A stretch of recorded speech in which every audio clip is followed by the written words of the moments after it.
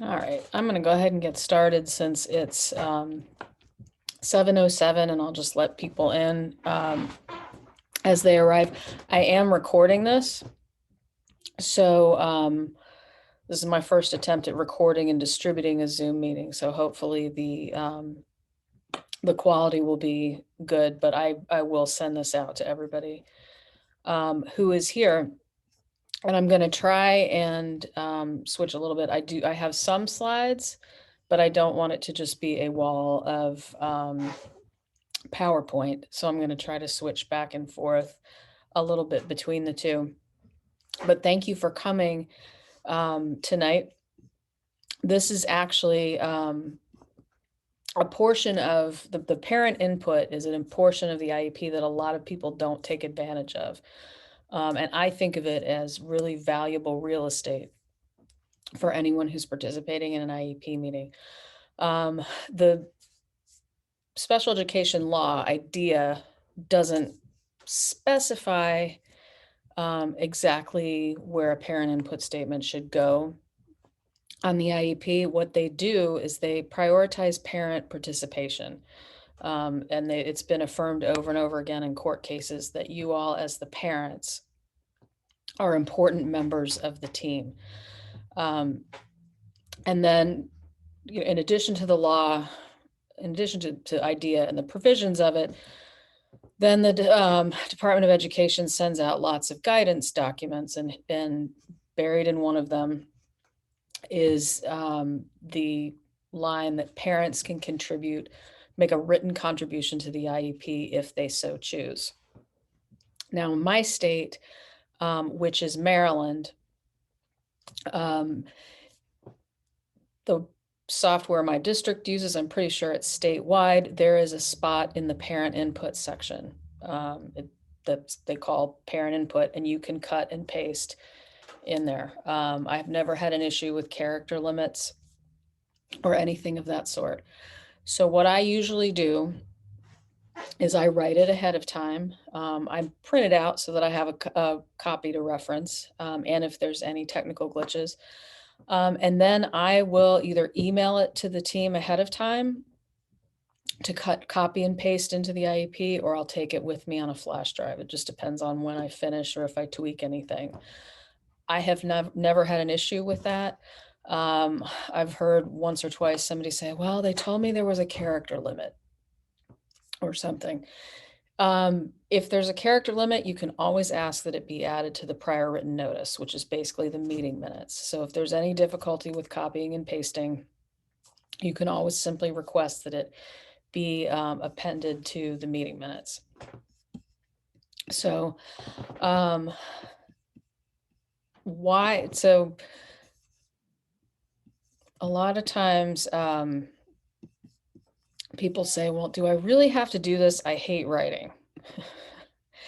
Which I get. Not everybody loves writing, but I find it's helpful. Not only I find one of the best reasons to do a parent input statement is it really helps me organize my thoughts about the meeting. So it's as much a tool for me as it is a way for me to communicate with the team. So it's an organizational tool that helps me organize my thoughts.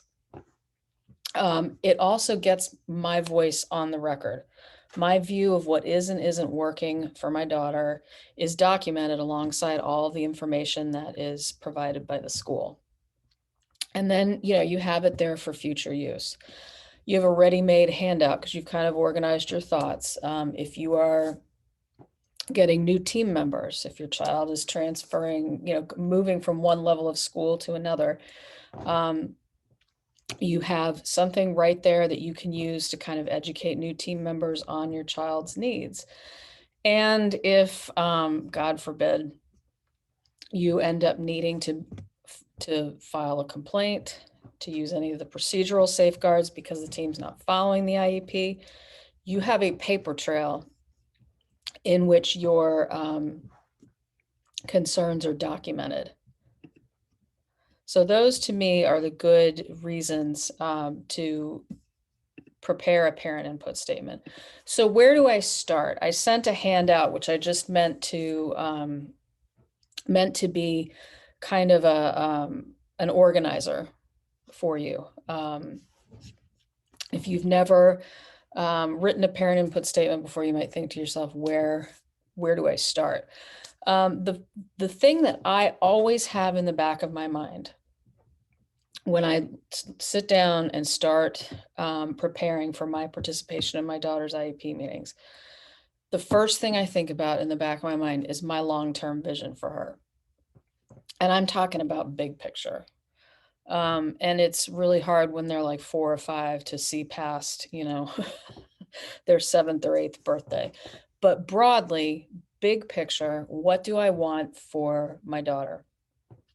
And the reality is that what I want for my daughter is really no different than what I want for my 2 neurotypical kids, which is that I want her to be healthy, happy, and safe, and as independent as possible. In her case, there are some challenges that will make that more difficult than for my other 2 kids. But that's my long-term vision. And I have that in the back of my mind with everything I do for her. But it certainly always is in the back of my mind when I'm looking at her IEP throughout the years. Are we moving in the right direction toward healthy, happy, independent? So from there, then I narrow it down a little bit. What do I want her to be able to accomplish in the next 12 months? Ideally, obviously, they continue to make progress in all of the areas of need. Depending on what those needs are, that might look different. I can remember when she was younger, really wanting to work toward her being willing and able to get off the bus and tell me about her day. When she was in kindergarten, I wanted her to learn how to ask a question. So it depends from year to year. Now that my daughter's 20, she is nearing the end of her educational journey. One of the things I really want her to accomplish in the time that she has remaining in the school system is identifying things that she likes to do that can be parlayed into a job, basically. Some sort of work. I don't know whether full-time work is in the cards for her, but something that allows her to achieve some kind of independence down the road, and hopefully can help her create, or help us help her create, a life that is productive and happy. So those things are always in the back of my mind. What I do to prepare the statement, I start with reviewing documentation. As we know in special education, if it's not documented, it never happened. That's kind of the first law of special education advocacy. So the first thing that I review is progress reports. I ask myself, does the information in the IEP progress reports align with the information you've been receiving from the school? Have you witnessed anything at home that either supports or contradicts the information you've been reading in the progress reports?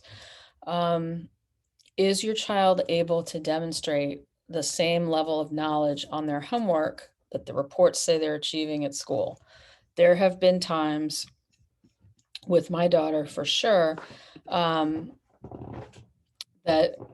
I'm thinking back, I think it started really around 4th, 5th grade math, where I really started thinking, I don't know how they're explaining this to her at school, how they're setting up these problems for her and the like, but I don't know. When she was looking at her homework, it was like she'd never seen it before.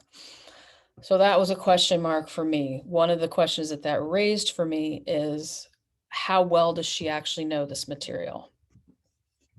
That's and I've had that come up occasionally throughout the years. So those are things you might note. sort of the discrepancy. It may indicate that your child hasn't mastered things as well as you think. It may indicate that under the right circumstances, they can demonstrate knowledge of the subject, but maybe they're having trouble generalizing. But those are questions that those are notes you can make and questions that you can ask the team. Let's see. Also, if your child has an FBA or a BIP, has the BIP, well, they should, if they have a BIP, they should have an FBA. I should correct myself there. Because a BIP that doesn't have a functional behavioral assessment behind it really isn't going to do you a whole lot of good.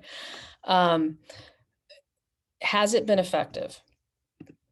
If it's been effective, never hurts to offer a little praise to the team for following it. I usually do that because it really does require, a lot of times behavior planning for our kids requires fidelity. It requires consistency. And I've certainly been in situations where my daughter's classroom teacher wasn't doing anything consistently, and guess what? It showed. And that was one big reason why the placement she was in was not the right placement for her. But if the BIP's not working, you want to figure out why not. You want to ask these questions on the record. Is it being followed consistently by everybody who's working with your child? That's the first thing I'd want to know. But I'd also want to know, have triggers changed? Certainly new triggers can arrive. Kids can get used to different things, or have reinforcers changed? One of the great examples that I use with my daughter was, there was this beautiful month at school. This was probably when she was in middle school, and she goes to a school I often describe as special ed utopia. They have a lot of resources, and they had an indoor bike that they used for some of their kids who had PT. And she was fascinated with it for about a month. So for about a month, she would do anything she could to earn hallway bike. It was great. It was wonderful while it lasted. But it was a reminder for me that reinforcers can change. So if that seems to be happening, or that might be a question that you need to ask for a team. Something that is really alluring for a little while may lose its luster, and that's normal. That's okay. But it is something that, to keep a behavior intervention plan on the right track, everybody needs to be aware of. So for example, I have a slide. This one is actually, I'm going to go back to sharing my screen because this is an example. This is an actual example that kind of combined my concerns about behavior and some of her academic progress. She had just had an overhaul in her FBA and BIP. So I said, some of Leah's academic goals were not met during this last IEP year. The staff training and implementation of the behavior plan took place shortly after her last annual review, with the plan fully implemented and everybody up to speed with it. I'm ad-libbing a little bit, but this is actually what was part of my statement. We're hoping the upcoming year will be a productive one. And then I raised a question because she had a math teacher who was not, in my opinion, doing a great job of modifying some of her content for Leah. So I said, I have some lingering concerns regarding math content. While we agree to that the functional consumer-oriented curriculum is appropriate for Leah's needs, and it was not clear to me at the time, and this is why I wrote this, that she was relating it to her own life and her own future. I felt between the lines, and I discussed this a little further at the table, I felt that the math teacher was not adapting the material well for her. And again, the big picture planning comes in because I said these are crucial life skills for her, but also that these content areas can be a challenge for typically developing kids to grasp. Um, not that my not that my twins aren't capable of grasping the content that they were presenting to Leah, but they would have, some of it would have given them pause the first time, you know, they would have had to do some reading. The next thing you want to review, if you have any new evaluations, if your district has done any, if you've had any done privately, you really probably should have provided them with copies already, because you're going to want them to read them, and preferably not at the table. You want them to read and think about them. So usually, when I say review any new evaluations, review anything that the school has done. Make sure the data makes it into the present levels section. It should, if you've had a triennial reevaluation, you should have plenty of new data on your child that you should then be able to find in the present levels section of the IEP. And make sure that any of the areas of weakness that are identified are represented in the IEP, which brings us to the draft IEP. So this is an action item, and again, this is something that Maryland does well, in that I think it was about 10 years ago that the state mandated that parents have to be provided with a draft of IEP documents 5 business days before the meeting. Even if you don't live in Maryland, though, you can ask for that. You can request it because, again, IDEA prioritizes meaningful parent participation. So what I used to do before this came in, and I'm thinking it was about 10 years ago because my daughter was in elementary school, I would request, when I sent in or sent back the meeting invitation saying I would attend, I would also attach a note saying, in order to meaningfully participate in the meeting, I need time to review the drafts. Please provide the drafts 5 days before the meeting. And there was one year that I rescheduled the meeting because they didn't provide the drafts when I asked them to. The reason being, that has nothing to do with a parent input statement. A lot of our kids are really hard to quantify. They don't always look great on paper. And it can be hard to read that stuff in a room full of people. So I always encourage people to get the draft. There's really no reason, and again, you can use that language, in order to meaningfully participate, because they are required by law to prioritize your meaningful participation in the IEP meeting. So then when you're looking at the draft, when it comes home to you, first thing to check for, obviously, are any goals held over from the previous IEP. That's happened to me before, not terribly often. I can think of a time in elementary school when she didn't meet a speech goal. It was probably that the goal was a little lofty to begin with, but I asked in the parent input statement, I said, what can we do to further her progress? How does this need to be adjusted?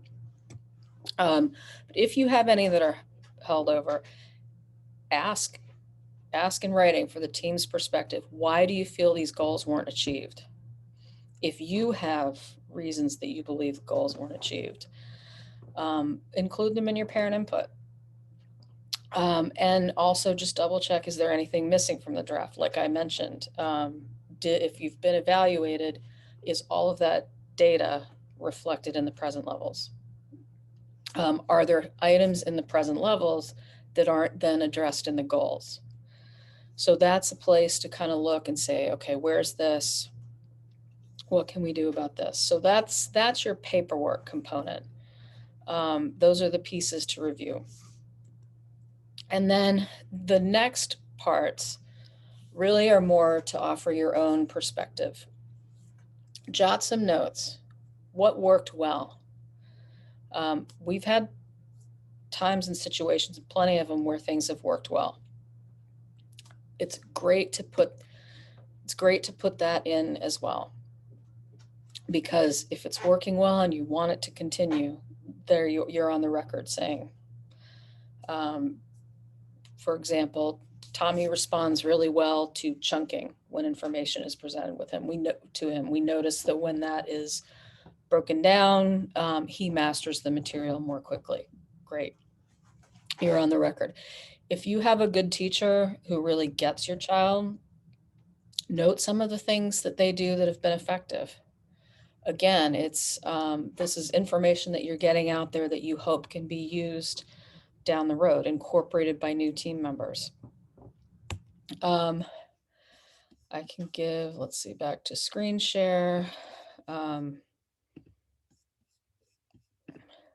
This was one actually that I did just during COVID, when I said that my daughter has missed, I call her team her village, because I swear, especially since she went to a non-public placement, I feel like her village grows. When she was younger, my daughter definitely did not present as someone who craved a lot of relationships. I think looks can be deceiving with our kids. But during her time at school, that has changed. And what really cemented it for me was that I noticed that she was really missing the contact with her village. She wasn't necessarily missing the academic work, which is not a surprise to me, but she was missing her people, which was great to see. But one of the things I wanted to point out as I was writing that, one of my reasons was her case manager, who was her homeroom teacher, has put a lot of work into establishing relationships among the kids in her class, in her homeroom class. And at that point, it was up in the air whether Leah's homeroom would switch, because she was switching to a different kind of a pre-transition program at her school.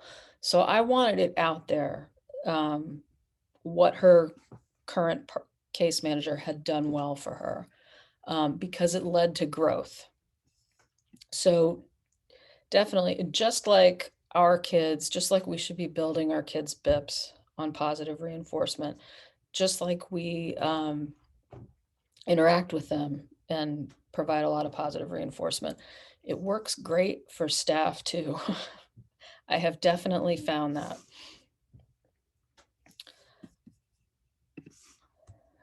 Let's see, we've had a couple other people join us. I decided that I was going to use the poll function for the first time, because you gotta love a gadget. And I thought I had one written and I don't, but I'm curious, maybe you can let me know in the chat. Yeah, because that disappeared. All right, ain't technology grand. Maybe you can let me know in the chat though. Have you written parent input for your child's IEP before, that you've submitted to have it added to the record? I would love to know how many have done that. Oh, got one. Yes, that's great. Great, that's all right. We have another one who has not. And that's, you can give parent input verbally. You can ask that certain concerns be noted in the minutes. I just find, for the reasons I mentioned, that it's valuable to write it, because it helps to organize your thoughts. Let's see. So then we've talked about what is working. And of course, a big thing that makes it into a lot of parent input statements at IEP meetings everywhere, what isn't working. So if you've gone through the paperwork, you've probably already made some notes about any goals that are not met, any aspects of a BIP if you have one that may need to be rethought. Are there other things about your child's school day that need to be addressed? And it can be things that you might not necessarily read in the IEP. And when I was thinking about sort of those extra items that might not be noted anywhere else, I thought of a family that I knew from support groups some years ago. Haven't seen them in a while because they moved out of state, but I remember them talking at a special education citizens advisory committee, and they were struggling with their son's paraprofessional. because the paraprofessional wasn't particularly well trained, and their son had echolalia. And because the paraprofessional didn't know what echolalia was, the paraprofessional was disciplining him when he repeated what she said. So things like that, noting, if I were that parent writing that next year's parent input statement, I would note on the record, Mrs. Jones, when she was initially assigned to Jonathan, was not aware of what echolalia was. I would like to emphasize the importance of making sure that anyone who works directly with my son understands what that is. If you have an elementary age child with seizures, you might want to note what the signs are of a seizure so that people can recognize them. Are there any peer conflicts? I can think of a friend of mine whose son is probably a good 5-6 years older than my daughter. And I remember her saying that when he went to middle school, a few kids figured out that if they stood behind him and hummed the Barney theme song, that he would lose it. So if your child has had issues with peers like that, making the team aware of what the triggers are, if there's a particular group, if there's a peer they pair well with. So when our kids are little, kindergarten, first grade, little girls can be wonderfully bossy, and can be great peer buddies sometimes for our kids if they respond well to that. Let's see. Oh, and are there any methods of communication with the team that you want to tweak? I know in the past, a good example might be if your child has a scribe. You may want to come up with a system where because you're going to see completed work that's in the scribe's handwriting. So you might want to figure out, for example, you might want to request a quick way of communicating how much prompting was needed. The scribe has written there, but did your child come up with all this unprompted? How much help did they receive to complete some of this work? And you also want to consider your child's total experience within the last year and any changes that might be coming. Were the service hours sufficient? Maybe that's something, especially if there are goals that haven't been met. This is a great place where you can note maybe he needs more speech. Maybe another half-hour session a week would help make those speech goals more achievable. Would your child benefit from more or less time in general education? That's very individual. There came a point with my daughter's school career where it became very apparent that the best environment for her was in a special education placement. The benefits of being in a building that was staffed with people who really knew special education and autism outweighed any drawbacks of her not going to school at her local school anymore. That is a very individual choice. So it's not something that I come down on one side or the other with. If a transition from one level to another is on the horizon, what are your concerns?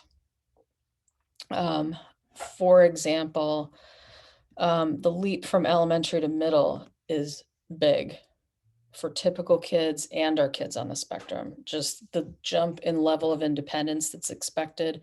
If any of you recently have been in a middle school hallway during a class change, that can be quite something for our kids with sensory sensitivities. So things like that, if you have an opportunity, if your child is transitioning from one level of school to another, I think of that one as the biggest leap, elementary to middle. It might be worth your while to take a tour, but definitely note some concerns. Like I said, typically elementary to middle is a great example because there is more of an emphasis on independence.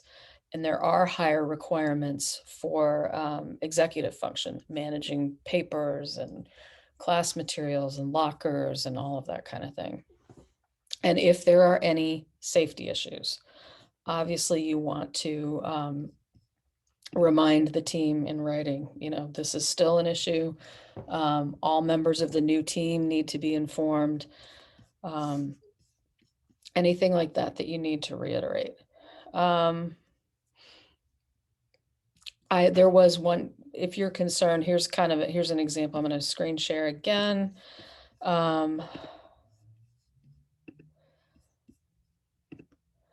You might see a little bit of preference for Harry Potter in some of these because I changed names.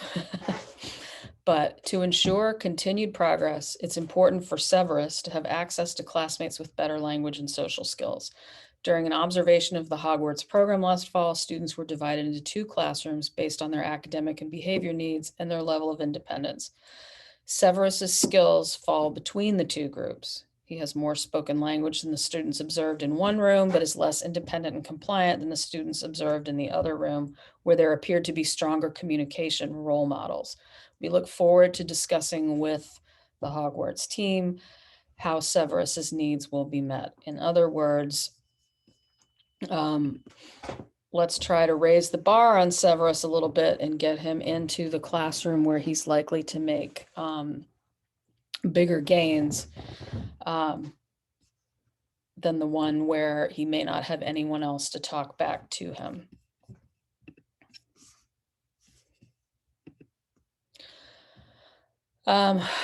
This was a doozy. This was right before. We're going to be sharing again. This is from my own library of parent input statements.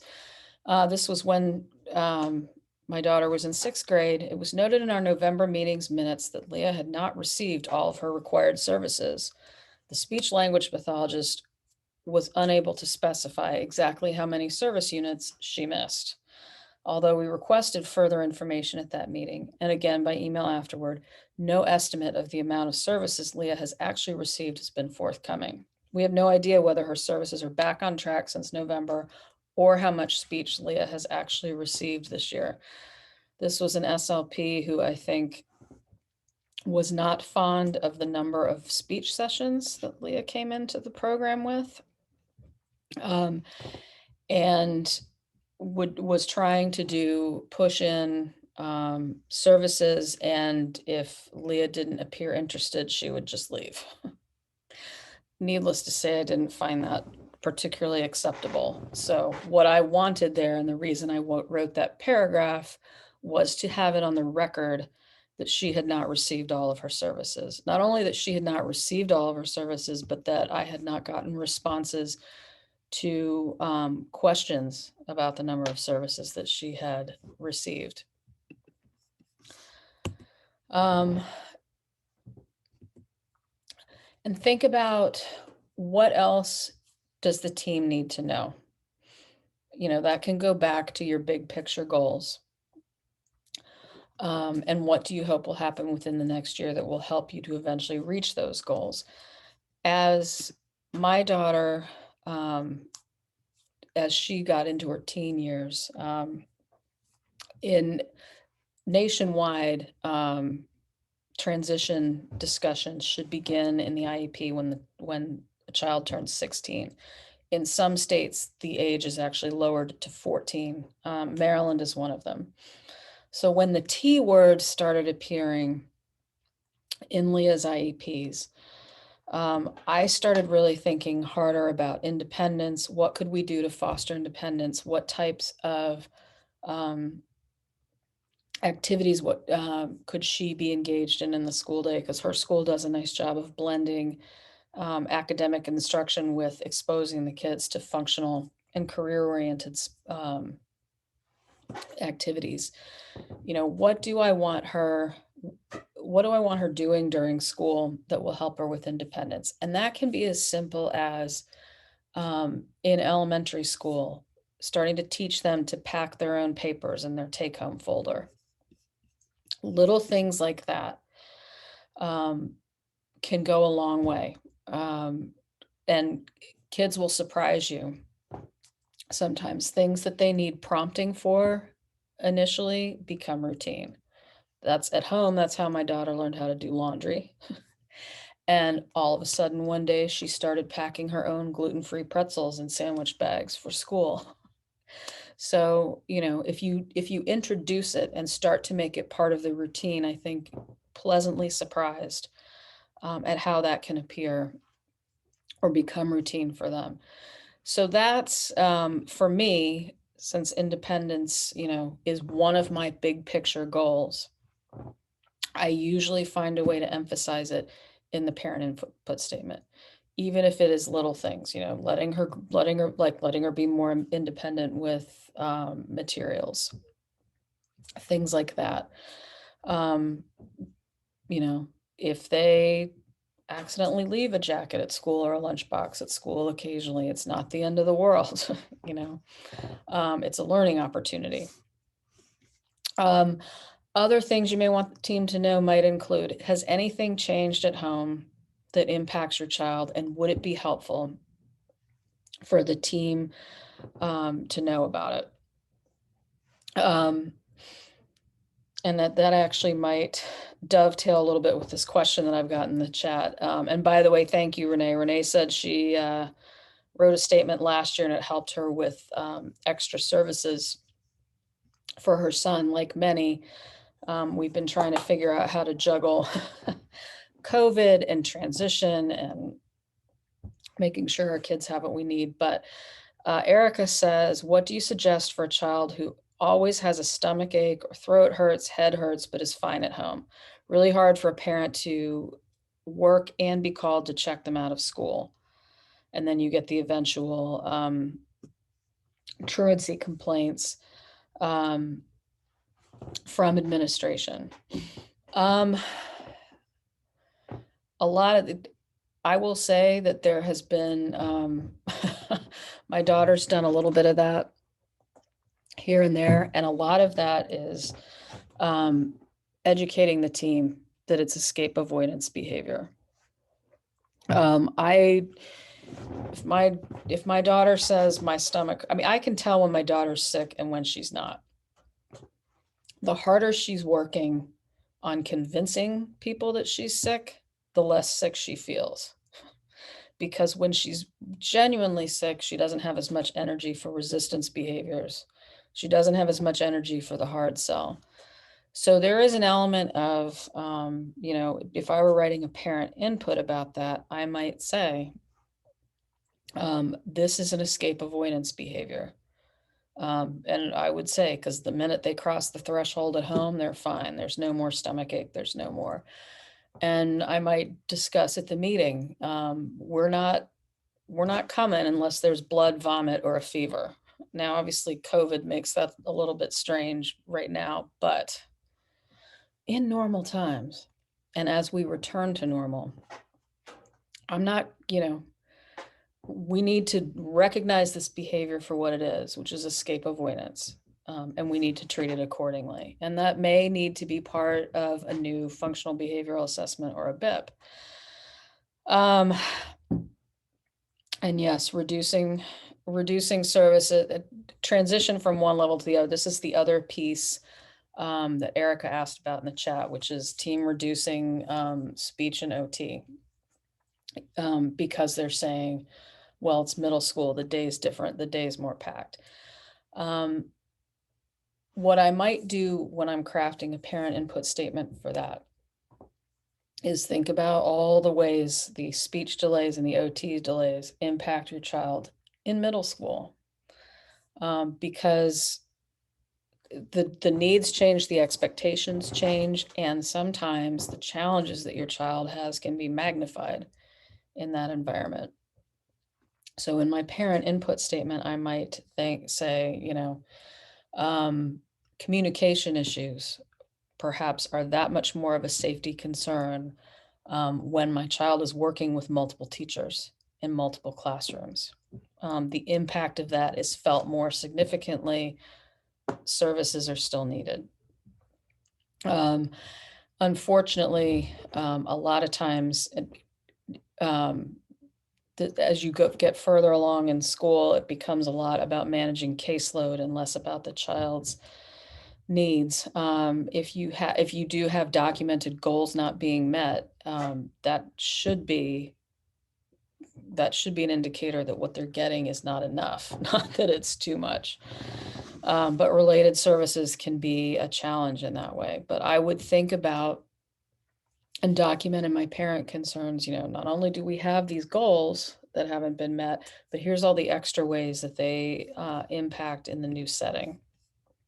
And like I said, we talked about this because I talked about my big picture goals. It's never a bad idea at any age to encourage the school team to help your child build an independence. All of those little things add up and pay off later.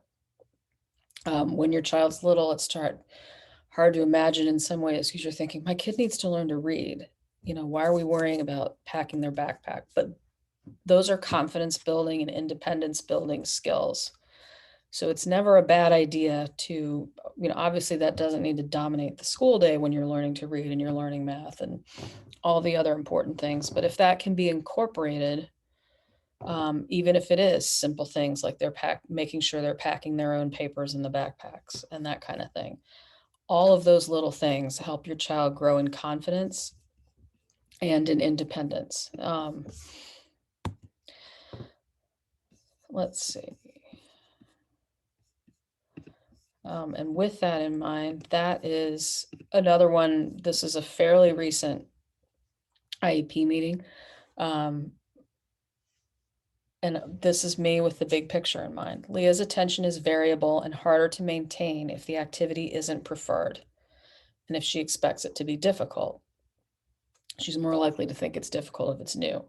Over time, we would like her to extend the time she's able to focus on tasks without a break, whether preferred or not, to help with her academic work and her functional skills.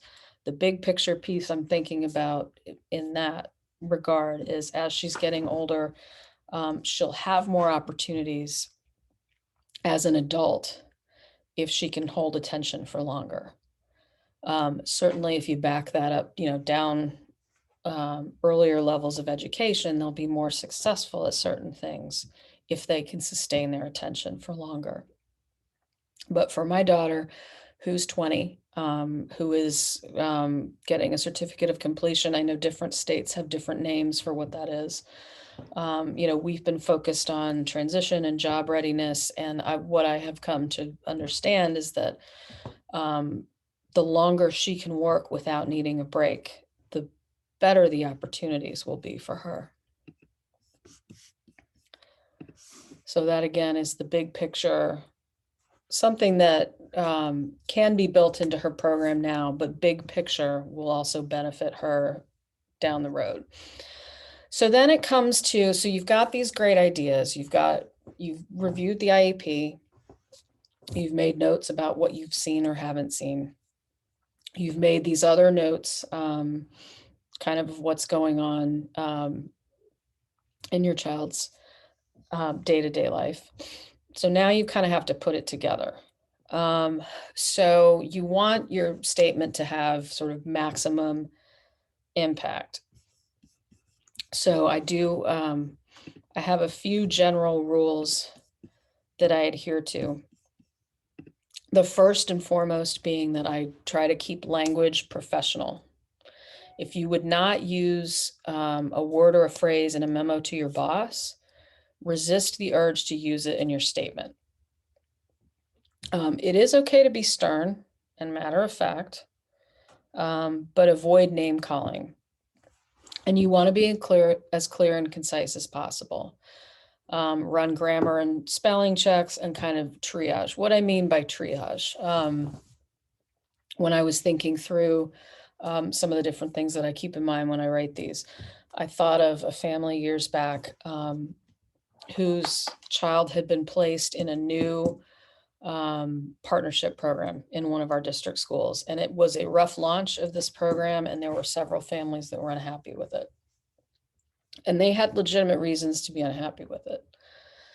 And this one parent who was, trying to lay down the law at her IEP meeting, the challenge was she didn't know how to triage. So she spent as much time being angry at them because they didn't send her son's jacket home one day as she was about several other things, including the amount of time that he was spending in general education versus special education. She was having trouble seeing the forest for the trees. So that's kind of what I mean by triage. Words and phrases that you can have on hand, educational catchphrases, access to the curriculum, benefiting from your education, being available for learning. They're not available for learning if they're engaged in behaviors. Meaningful progress, that has become a catchphrase in the last few years since the Andrew F. Supreme Court decision, where the unanimously said that minimal progress is not enough. Progress needs to be meaningful. Appropriate, measurable, less or more restrictive. Most of these are phrases that we would never use in conversation unless we're talking about this stuff, but can be pretty effective in a written statement. They're good buzzwords. Bearing in mind that when you are advocating for your child, you're not advocating for the best education, you're advocating for an appropriate education, because that's kind of what the courts have mandated is required. So, and there's plenty of ways you can use appropriate. My daughter, we were able to advocate to get her out of a very inappropriate placement to a very appropriate one, which I happen to think actually is about the best we could do for her, even though we're not using the word best. So this is an example of when I had to get stern. I would say the most significant challenge we've had since my daughter went to her non-public placement is transportation. So we had a situation, we'd had several situations, but this one that I was addressing was when she was paired with a poorly trained aide and a verbally abusive bus driver. So you can see my first bullet point, I'm noting that transportation is an IEP service. That was a deliberate choice by me, reminding them that this isn't just a favor that you're doing for me, that you are providing an IEP service when you're providing her with transportation. There were some pretty ridiculous issues with the bus and them playing bait and switch with the assigned aide on the bus. What I wanted them to know, the big key was that second point, that all members of Leah's team as mandated reporters come forward with any future concerns about interactions with bus staff. We saw a big uptick in bus behaviors that made very little sense. I had gotten a not great vibe from the driver. I could sort of tell from her demeanor with my daughter, something wasn't flying. So I was already on alert. And then I found out that one of the staff members that was getting her off the bus called this driver Miss Nasty Pants. That's all I needed to hear. So I started asking more questions, and I found out that not only were probably both of these people poorly trained, but the woman behind the wheel should probably not be around children, and not children with disabilities. And I know, at least in my area, sometimes the non-public schools find themselves in an awkward spot because it's technically the districts that are providing this service, so they don't have a lot of control over it. But in this meeting, I said to them, and I gave them this very deliberate buzzword, mandated reporters, because teachers are. They are technically obligated. And I said, you need to let me know if you see anything concerning again from a bus driver. I said, I will take it from there. But I emphasized that it was a safety issue. So that is a way. You'll notice I'm not calling names. I didn't actually use the word Miss Nasty Pants in here. But I did let them know that this was a concern. And again, it goes back to the other value in writing these is that I have this all documented. And not long after that, we got a new bus assignment. So it did end up being effective. let's see. So you want to choose words wisely. I usually try to, no matter how irritated I am, and there are times when I'm, if things have not been going well, that I have to do a lot of venting before an IEP meeting. That's gotten a lot better since she's been at this non-public school, but I do some venting to get the emotions out. But when I'm writing, I really try not to use inflammatory language. The language I use is intended to get answers. And I try to choose words and phrases that are designed to get answers as much as possible. So here's a couple of examples. Instead of saying, and here's the Harry Potter thing again, instead of saying, Mrs. McGonagall is lying about the work Albus is turning in, how can I trust anything she says? We all know you may not be able to. That may be true. But better might be, I would like the team to help me clarify the discrepancies between the skill levels indicated in the IEP reports and the skill levels we have observed at home.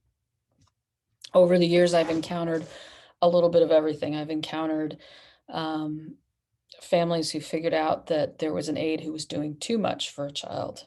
And it was giving kind of a false impression of what that child could do.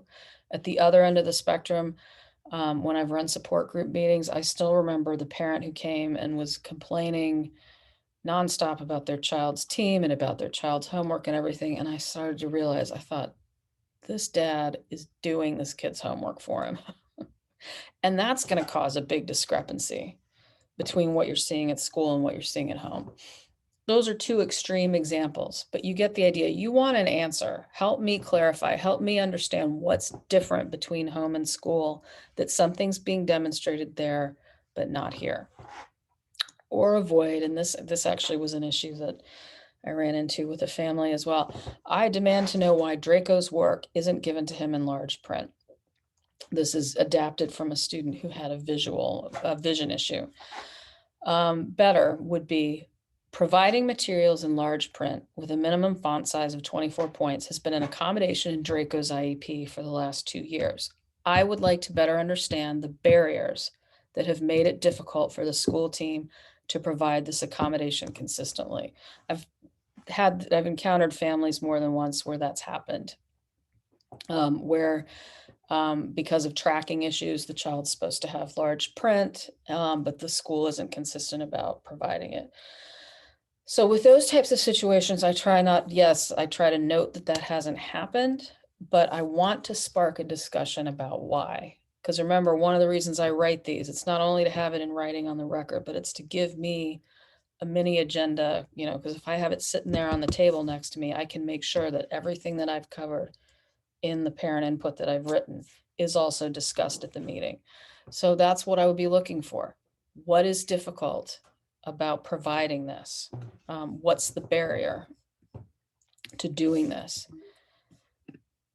So for more support, I do offer some coaching services. I can do provide assistance with preparing your own statement. When I send out, I will send out the link to it, but it's $49 for a 1-to-1 30-minute session, which I will be happy to do, and I can send out. I'm hoping that this recording will turn out to be a good quality, so I can send it out to you and you can review it if you need it. But I would be happy to take any other questions in the chat that people have, or if you want to unmute yourselves and ask, please feel free.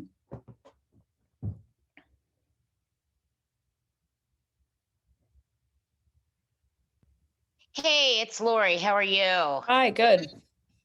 I just wanted to thank you. Every single one of your little I get something. And I am in the AP version of advocacy. Today's thing was the bus stuff, considering my child was able to get up, grab the wheel of the bus yesterday, and turn it while the bus was in motion. 3 cops later, Oh my and goodness. a children's visit, We brought her home. Oh my So goodness. thank you. I'll be using the bus stuff. Yeah. But and the transportation stuff is tricky. My experience with our district has been challenging. My district contracts out almost all of its transportation to subcontractors, which can add an extra level of hot mess. In your shoes, has that happened before where he's been able to get out of his seat? Other things have happened, like they have gotten to the school and they refuse to get off and they accelerate at school. Mm, But the bottom line is they are in the behavioral classroom. mhm, Everyone on that bus is behavioral. You would mm, think there would automatically be a para on that bus regardless. yep. These kids do not regulate. No, that sounds like they need a well-trained para. That's one where, and sometimes it can be tricky too, because if it's a behavioral classroom, sometimes it can be a regional program, and it's harder It's to a know. district program. Correct. Okay. It's a Do district you know other program. parents of kids on that bus? Not these specific kids, no. That's sometimes the tricky thing, because if they're not at their home elementary or middle school, They're sometimes it's not. harder. Yeah, sometimes It's a it's harder to district-wide know the other program. parents, because sometimes um, enough parents talking about the same issues can get action. Well, it was to the point where the 4 kids could have been dead yesterday. Yeah, that's scary. Well, and presumably, if And there's I just had a prelim IEP meeting, and I raked the district special ed woman over the coals and gave her till Friday. Wasn't that kind to me? well, a buzzword I might use if I was writing something for meetings about that is I might point out that they're losing access to their education, because presumably if all this stuff's going on the bus, they're not available for learning. There's another buzzword when they arrive. And I'm guessing it's taking a while to chill these kids out. Not to mention the lost instructional time if the cops have been called to the bus. Oh, she didn't actually get to school because she had to spend 4 hours at Seattle Oh, Children's. okay. That was a quick one. It was a Yeah. record. That's rough. So my big concern was, imagine it being your child, and thank God nothing happened, but as a parent, what could have happened? And knowing it was your child? Well, and that's that's a good point that would have been a good addition to the to my outline, actually. Sometimes it can go a long way, telling giving people your perspective, talking about how frightening it was to find out that 3 cops were called to the bus and that your child then had to be taken off the bus.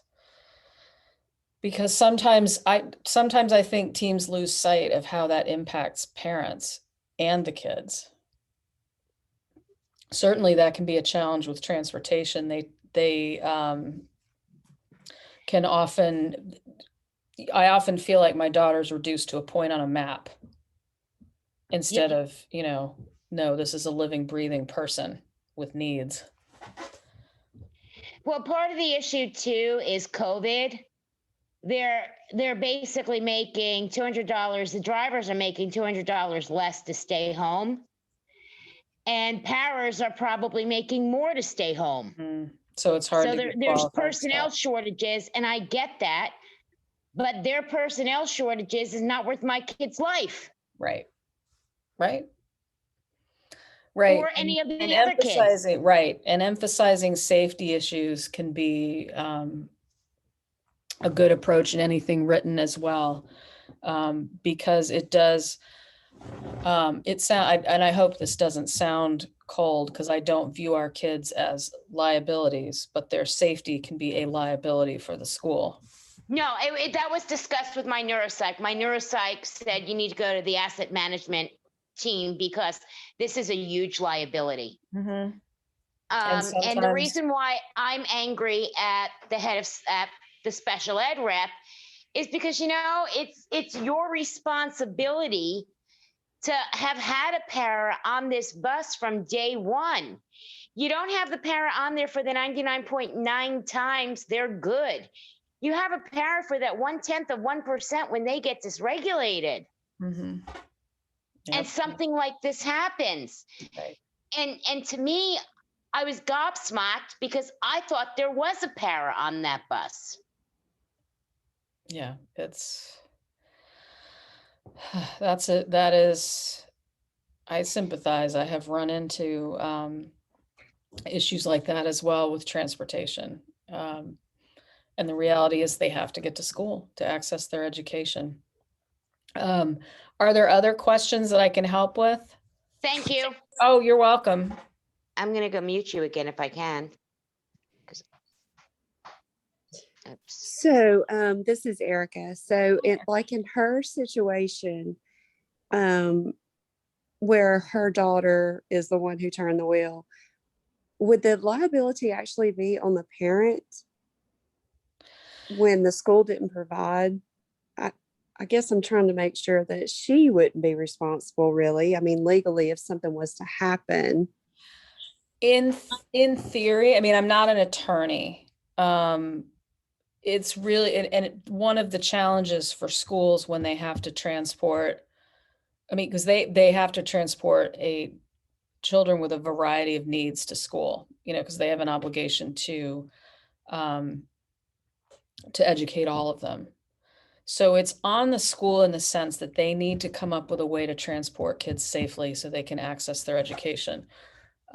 Because my daughter's in a non-public placement, I've encountered this a little bit. I know they have some students who are transported one-to-one by themselves in cars, like a car service. I think there's even one, I'm in Maryland, there's one out of Baltimore that specializes in special needs kids. So it's tricky. You don't want, obviously you don't, in theory, depending on the age of the child, if they caused an accident and the cops were called, could the cops arrest them? Yes, but it's also the school's responsibility to provide the transportation and to provide it safely. So they do it because transportation is an IEP service, they do need to offer sort of accommodations and protections on the bus. And there's different ways they can do that. My favorite would probably be a well-trained aide. Does that make sense? Yes, ma'am. Absolutely. That just sounds like a horrible, horrible situation to It's be a in. hard one because it's not, not unlike a professional job, it doesn't pay that well to drive a bus. And I admire anybody who's willing to be a bus driver. I keep thinking of even my neurotypical twins talking about what their life was like on the middle school bus, and I thought, no wonder your driver's cranky all the time. So it is challenging, but it is an IEP service that schools have to figure out, because all of our kids need to get there. Right. Okay. Thank you. Sure.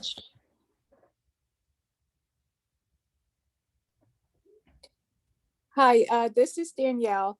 I Hi. just had a quick question about transitioning. Mhm. My son, we live in Pennsylvania. My son Liam So we're neighbors. is in elementary, and he'll be going into middle school in the fall. Anything I really need to kind of look into, like you're saying, how the transition there is can be. Right. I'm already nervous because obviously he'll have, he's nonverbal and he's in a strictly autistic support classroom. I don't know if you have those types of things, but that's what we have in my school district. And he would go out if it wasn't COVID into like his 6th grade classroom for his specials, but because of COVID, we haven't done that this year. So Right. he had been in the autistic support classroom, you know, the whole Mhm. entire time. Right. So obviously when he goes into middle school now, he'll have a new teacher, new PCAs, new speech therapist, Right. new OT and everything. So everything, new building, everything will be new. Mhm. So like he handles, in my mind, transition well, but this is like a lot at one time. You know what I mean? Right. Right. And I'm assuming so he's in a self-contained classroom. I'm assuming the model's similar when he gets to middle school, kind of a self-contained classroom, it sounds like, for academics. Yes, it will be And self-contained. And then It's used hopefully an inclusion opportunity for, right when things settle down with COVID, then he will be able to, you know, have a little bit more inclusion. But Mhm. right now, you know, I guess it depends what the fall looks Right. like. I might He would ask, definitely step. and again, we're, two different states, even though we're kind of neighbors. Right. What I found with my daughter, when she got to 6th grade, it might be worth asking the school team, do you have a meeting scheduled kind of for his transition, to talk about his transition? We don't have one actually scheduled. He had his normal IEP like mid-February, you Mhm. know, due to his birthday's next week. So we already had that, which was kind of more just what happened, you know, before, you Annual know, with review. your annual review. And I wasn't really thinking about middle school just because it was mid-February, you know, what I mean, wasn't thinking of Yep. the big changes. They Mhm. talked about trying to get like a tour of the school and everything. And they usually reach out to me like in August, like with a phone meeting, you know, the person who's head of the program. But since you mentioned it, that's why I figure I'm like, is there some things I need to think about or I ask would, for a if at meeting? all possible, I mean, I know obviously COVID makes a certain amount of this difficult, Right. but if they will let you visit the school while it's still in session before it lets out for the summer, Okay. so you Okay. can see and visualize the building. Mm-hmm. The first red flag, my 6th grade was the year my daughter really struggled in public school, and that's how we got her to the placement she's in now. Mm-hmm. Um, one of the things that I realized would have been that I didn't realize was going on until it was happening was that the specials, the cultural art classes that she did, generally were not very well modified Mm-hmm.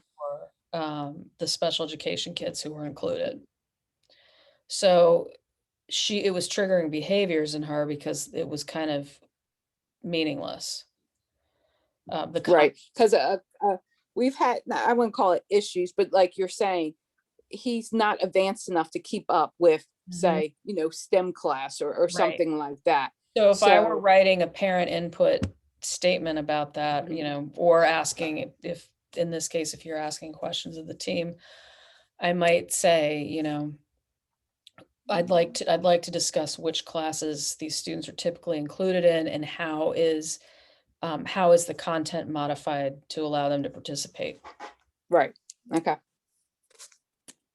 Okay. Thank you. I Sure. appreciate it. Let's see, I have one in the chat. Do you know what the steps are if I disagree with the IEP or the goals they feel he needs? And how can I tell them professionally? Um, it kind of depends. How you would tell them might depend on whether you feel the goals are too lofty, or whether you feel, or why you feel the goals aren't meeting his needs. Whether they're missing the mark, whether they're not as advanced as you feel they should be, or whether they're too much of a reach. And what I would do might depend on how recently he'd been evaluated. Because if you're disagreeing with the school on what he needs, that might be, and he hasn't been evaluated in a couple years, you can always request that. And that can be a good thing to do, actually, for Danielle, If you have any question marks going into another level of school, that's a great time to do an evaluation. The typical model is triennial, but as long as it's been at least 12 months since your previous evaluation, you can request it again.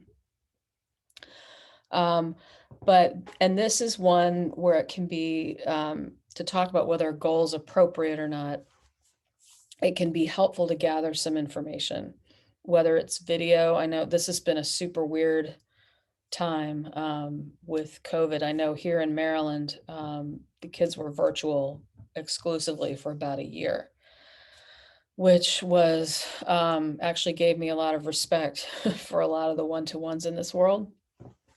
And it did give me a little window on what my daughter did well and what she didn't. So the silver lining is you have, if you've been learning from home, maybe you've had a little more of an opportunity to witness firsthand what they can and can't do.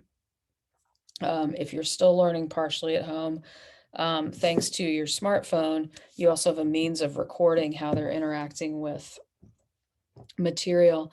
But for those kinds of things, if there really is a discrepancy between what you and the school believe is appropriate for your child, anything you have that can back it up, work samples, videos, that kind of thing, can be helpful to make your case.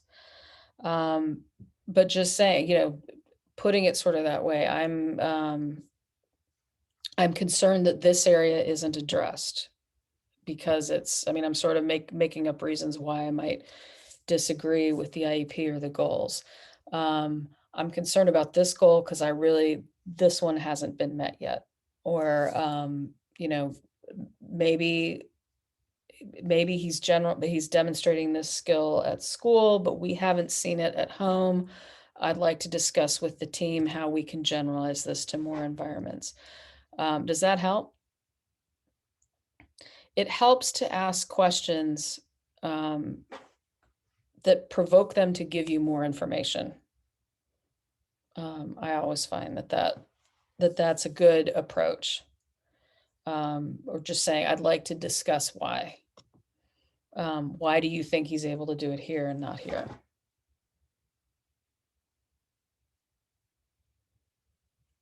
So, other questions? All right, if I have not made a total hash of this recording, it seems to be going okay. I will send it out in a day or so when I've had a chance to look at it or format it, upload it wherever it needs to go. But thank you all for being here tonight.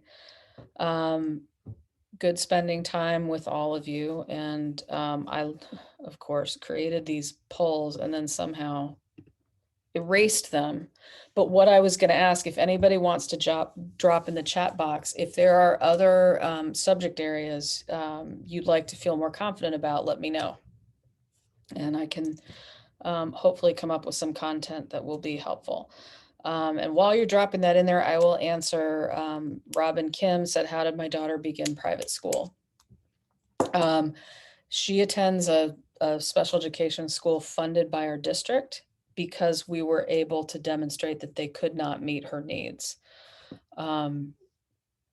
She fell apart behaviorally, basically. She started 6th grade, and by back to school night, I could see the red flags. And I spent most of that year holding IEP meetings and making the case that they were not able to meet her needs. In the end, it was probably 2 things.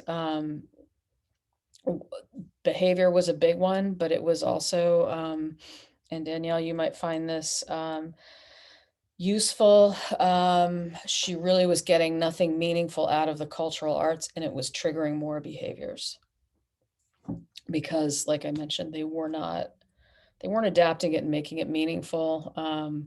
When I went to the chorus class that she was in and saw the syllabus, and then the aides at my elbow saying, oh yeah, she loves to go over there and try to play the bongo drums in the corner. And I thought, oh God, that's gotta be a recipe for, and no, I did not have to go through due process. I was able to get them to agree that they weren't meeting her needs. It did help that even though I wasn't happy with the placement, I realized that a big chunk of the reason that the placement wasn't right was the setting and not necessarily the people.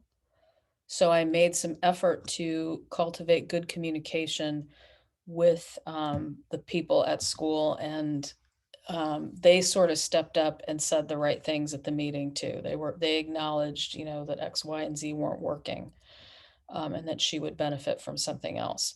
So it does help. And it kind of goes back to, I'll circle back to around why it is a good idea to always keep all of these written statements professional, because it did help that I restrained myself from the urge to antagonize them when I wasn't happy.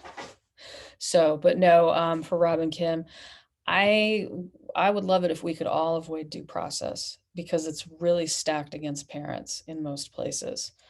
So a lot of what I try to do with advocacy and with coaching people is to hopefully help us all advocate, for the total picture, and in ways that make due process unnecessary. Because a lot of times, if you can make your case effectively, hopefully it won't reach that point, because it's expensive, and it can really be stacked against parents, unfortunately, because sometimes districts are willing to spend a lot of money to fight these cases.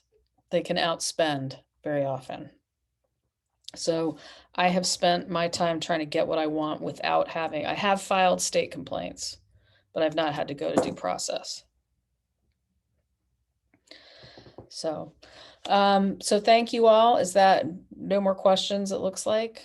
I will, yeah.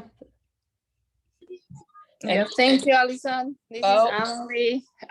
Good to see and hear from you all. Yeah, having a lawyer they're scared of. Yep, sometimes paying to have Big Daddy or Big Mama sit on one side of you can add some muscle. But there is a lot we can get done as well, to make things better for our kids. So thank you all. Have a great evening. And I will see you. Obviously, everybody feel free to post questions and discussion points in the Facebook group as well. So thanks all for coming.